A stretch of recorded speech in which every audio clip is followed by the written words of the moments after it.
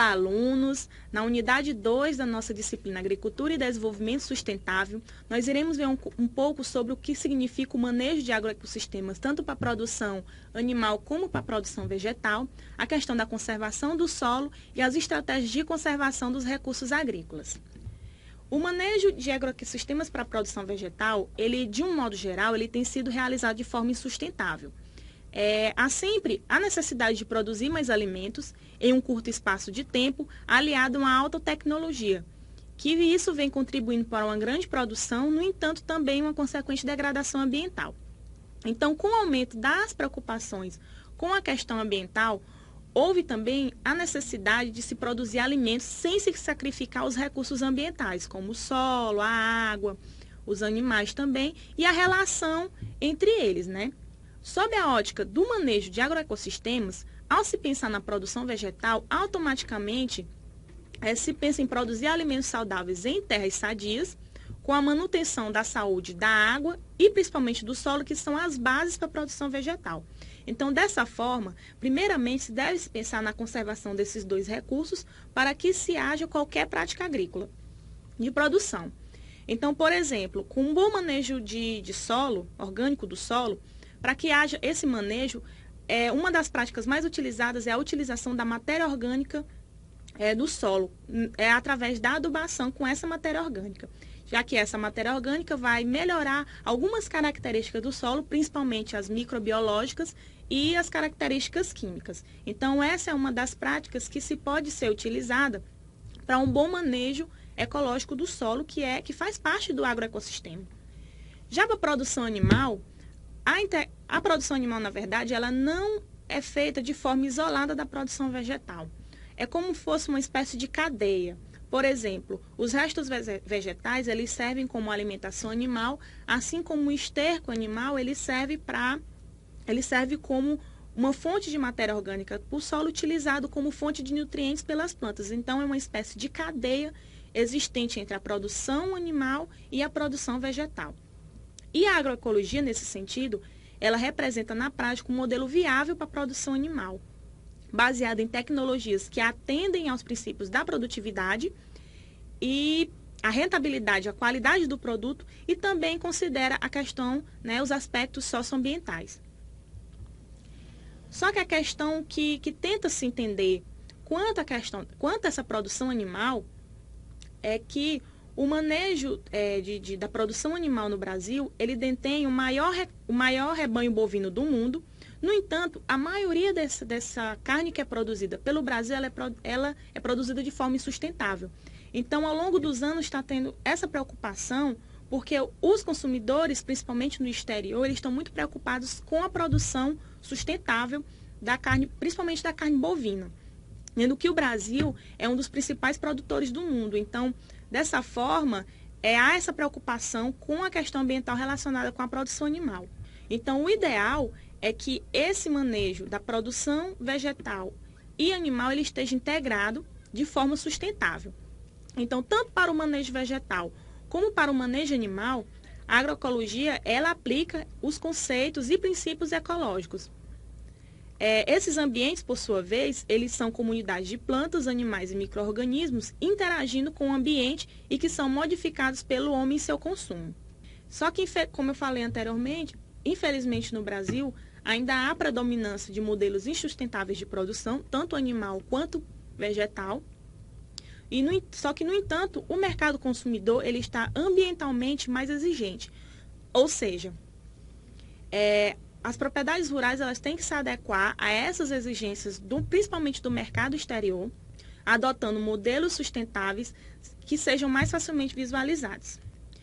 Então, uma das medidas para que essa sustentabilidade ela seja adotada na agricultura, há a preocupação com a conservação dos solos, sendo que o solo é importante se conservá-lo porque ele é um componente fundamental do ecossistema terrestre, pois é o principal substrato utilizado pelas plantas para o seu crescimento e disseminação. Além disso, o solo é a base para a produção de alimentos e atua como um filtro e reservatório de água e é imprescindível para a existência humana e principalmente para o desenvolvimento sustentável. Então, existem algumas técnicas, alguns métodos e técnicas para que se haja a conservação do solo. Existem as práticas vegetativas, as práticas edáficas e as práticas mecânicas. As práticas vegetativas são aquelas que utilizam plantas para ajudar na conservação do solo, para proteger o solo. As práticas edáficas são aquelas práticas que utilizam o próprio solo como um método para poder conservá-lo. E as práticas mecânicas são aquelas que utilizam elementos exteriores para que se possa ajudar na conservação daquele solo. Então, alguns exemplos de práticas vegetativas, nós podemos destacar o florestamento e reflorestamento.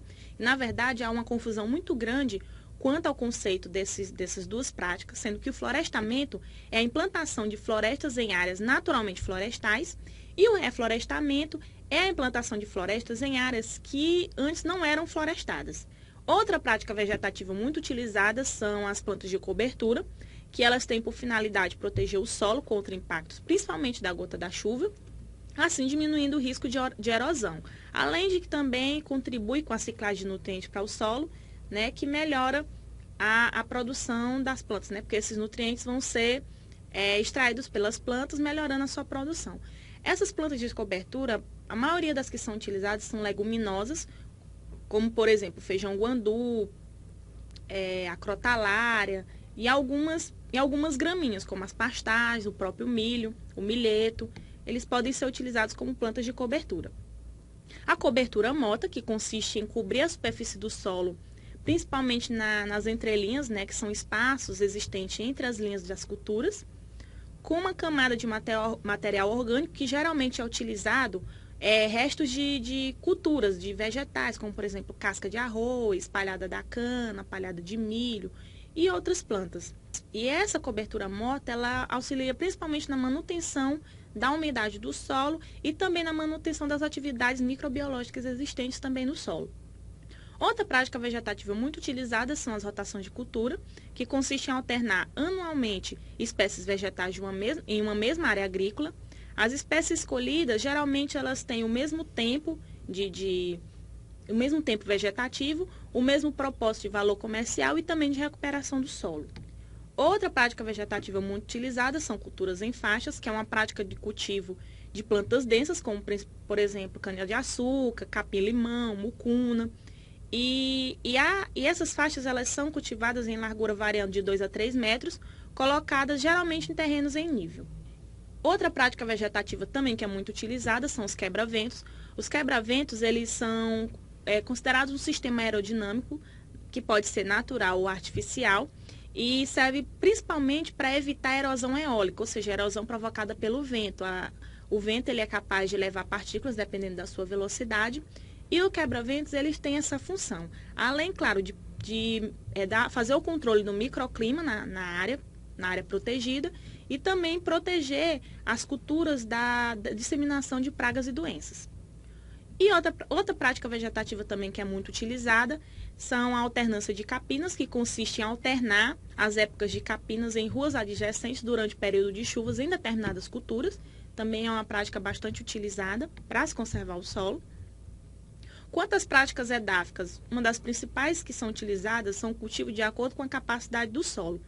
Esses cultivos eles são feitos após alguns estudos que são feitos com aquele solo, em que são essa forma de utilizar o solo são medidas tomadas a partir de uma relação da aptidão do solo para uma determinada atividade. Então, dependendo da atividade que aquele produtor ele vai realizar na área, ele faz levantamento, classificação e avaliação das características do solo para saber se aquele solo está apto para aquela atividade. Então, essas são uma das principais práticas edáficas utilizadas para a conservação do solo.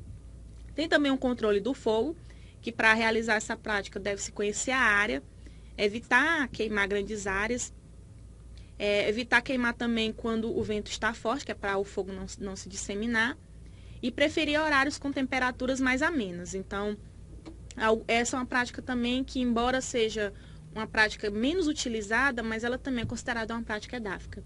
A calagem, que é uma prática agrícola relativamente simples, ela é utilizada para melhorar a questão da acidez do solo, sendo que a maioria dos solos no Brasil, eles são considerados ácidos, então é uma prática muito utilizada pela maioria dos produtores. A adubação orgânica, que consiste em utilizar material orgânico do solo, como principalmente os restos vegetais e esterco animal, para poder melhorar principalmente as características químicas e microbiológicas do solo.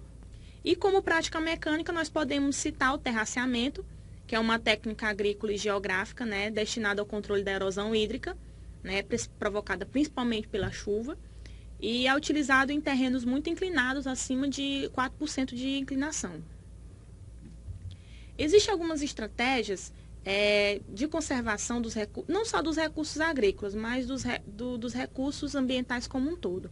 Então, tanto no Brasil como no mundo todo, as organizações não governamentais, até o próprio governo, têm utilizado de estratégias para aprimorar essa questão da conservação dos recursos ambientais.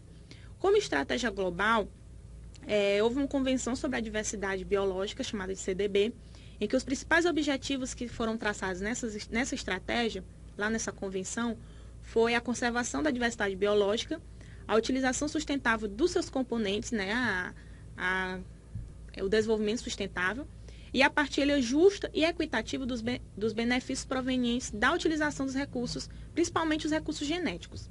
Outra estratégia global que foi feita pela FAO, né, que é uma organização relacionada com a alimentação, através de um tratado internacional, traçou alguns objetivos, sendo que os principais são a conservação e o uso sustentável dos recursos genéticos de planta para alimentação e agricultura.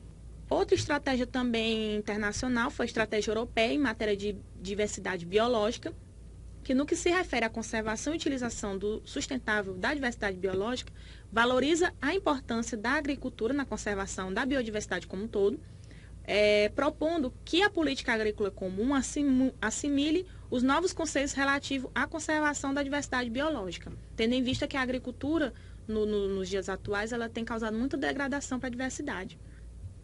E no Brasil, uma das principais estratégias que nós podemos citar é a questão do Programa de Recuperação de Áreas Degradadas. Esse programa, ele tem uma parceria com o INPE, em que faz o mapeamento das áreas degradadas e define estratégias de intervenção com tecnologia sustentável, questão de assistência técnica, com tecnologias sustentáveis, né, a questão do crédito rural facilitado, além de implantar projetos em parcerias com os órgãos públicos e privados. Então, uma das tecnologias mais aplicáveis nessa estratégia de conservação destaca-se a utilização da agricultura orgânica, a questão dos sistemas de produção integrada, né, animal e vegetal, sendo que podemos citar a integração lavoura-pecuária-floresta, que é um dos sistemas que estão sendo mais utilizados para ajudar na conservação dos recursos agrícolas, principalmente do solo, e a questão do plantio direto também dos sistemas agroflorestais. Então, assim nós terminamos a unidade 2 da nossa disciplina de Agricultura e Desenvolvimento Rural Sustentável.